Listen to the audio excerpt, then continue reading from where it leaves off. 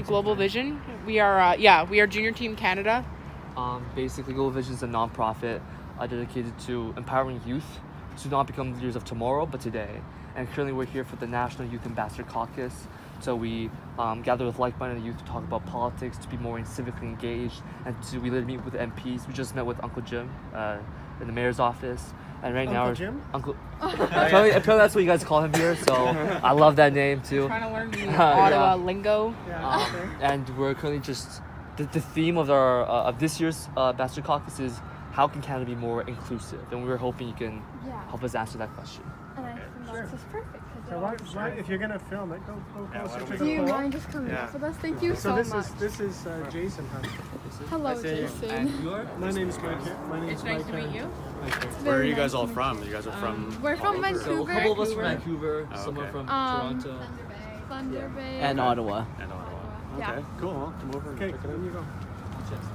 Who's gonna... Sam, come introduce. What do I ask? Wait, you gotta go where you're Oh, yeah. I think we'll be okay if we just stay like around here somewhere.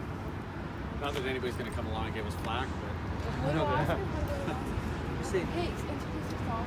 And like, how do you say? Whatever? Just whatever. Trust yourself. Okay. Remember, I have to ask you that question though. How can How can Canada become more inclusive, in your opinion? Ready, guys? Or bro, I'm just kidding. Whenever you're ready. They're really recording the whole time. Okay. Would you like to introduce yourself? Okay. Yeah, my name is Jason Hunt.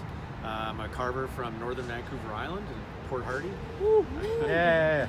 Yeah. So I've been carving for a long time now, probably since the early 90s. My grandfather, Henry Hunt, taught my father, Stan Hunt, who taught me. I've been restoring a few of my grandfather's pieces over the years, as well as my dad. This one here we started a few days ago, basically just giving it a little cleaning, and then we're going to repaint and that kind of thing, but they probably get restored, if you can, every 15 or 20 years. Sort of keeps them going for even longer. We were just talking about this a few minutes ago about, you know, the scheme of things. If this pole was just sitting there on its own and not getting restored ever, it might last 60 years before it maybe is not repairable anymore. But doing the repair jobs, we can probably make it last double or more in the amount of timeline, and that many more people can see it and, you know, enjoy it and learn something from it, right? So these jobs are pretty important. Why is this?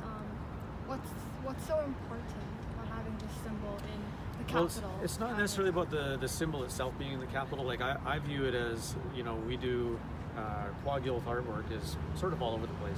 These poles, Grandpa was very prolific, so there's poles in cities all over. But he's been gone since 1985, and Grandpa and my great-grandfather, Mungo Martin, they were key to keeping Northwest Coast art alive for 75 years. Totem pole carving, potlatching, and all this was illegal, right? So it was almost lost. So these guys kept it going through that, and now there's lots of carvers. But these guys have been gone for a while now, and seeing something like this is not going to come back. So if we can keep it around that much longer, then younger people, like myself when I was growing up, seeing it, I learned something from it, right? And then I have my own style, of course, right? But this particular style and this particular person isn't coming back. So the longer that we keep them is the better, and that way our own people can actually still learn something from them, right? And then of course everybody else sitting here in Ottawa, they probably don't really think about it too much maybe, but they can still see that and go, that's a part of Canada, even though it's Western Canada, of course, but that's a part of the country, right? And they're being able to sort of equate that to something, and maybe they'll learn something from it. Maybe they'll go home and go, where did that totem pole come from? Who did that? And then nowadays you hop on Google and go check it out and learn something, right? If you don't mind, I can quickly interject. What do you think it means to be Canadian? Kind of a loaded question. I don't know. Like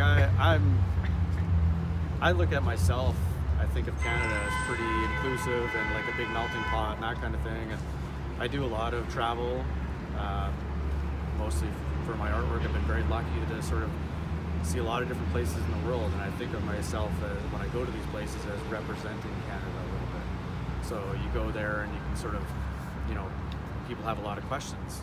You know, Canada is very well respected in the world, and we sort of try to bring that to them, right, and make them feel welcome, even though we're not. You know, if you're in Germany or something like that, you know, you want to make them come visit and come learn something about Canada. So I don't know. I think it's a great place to grow up, and I have a daughter now, so I always think about her. And, you know, what's her life going to be like down the line? And you know, you could be in a lot worse places than hanging out here. In a beautiful place. You know, Canada, not just BC and not just Ontario, but all the different provinces have something to offer. It's a pretty neat place. Great. We're just gonna end this off by simple question. What do you think inclusiveness means to Canada? How do we? And how do we achieve it? I don't know. I guess you'd have to keep an open mind, I guess, about different cultures, right? You know, people have sort of stereotypes of what they think of. You know, I think about stuff like that as like when I went to Germany about 1995, something like that, and we were doing this carving demonstration, and you know, people were coming in and they'd have this thing in their head about what does a First Nations person look like. And you know, I'd be sitting there carving on the mask, and they'd come around, they'd look, and they'd ask you a little bit about it, and they'd be like, "Where's your loincloth? Why is your hair not down to here?" You know, and they'd have all these sort of ideas of what it was, right? And it's like you sort of had to talk to them, and that's not really the way it is. And like, especially even along the coast, we didn't like all live in teepees and this kind of stuff. And, you know, I always just think open-mindedness, right? If that can be achieved by the majority of everybody, that would be a good thing. I think when people get closed off, that's when problems come around. Can I ask one last question? Sure. How do you think art has the ability to transcend cultures and bring them together, especially in Canada? Something like that. I think of, you know, I equate it in this version of things to, I see a lot of different artwork from around the world, especially like the indigenous things, because that's what I'm doing.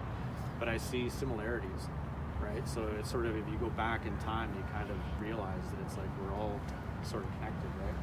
So you see some of the Japanese works and the Maori works and things like that, and you go, man, we have a lot of the same designs. It sort of goes back to somewhere, right? And even a lot of the same songs, the drumming and all, you know, kind of sounds similar in a lot of ways, you know. I think there's a connectedness there that, it was a long time ago, because you sort of have to go back, right? But if you realize that, then you realize that we all came from the same place.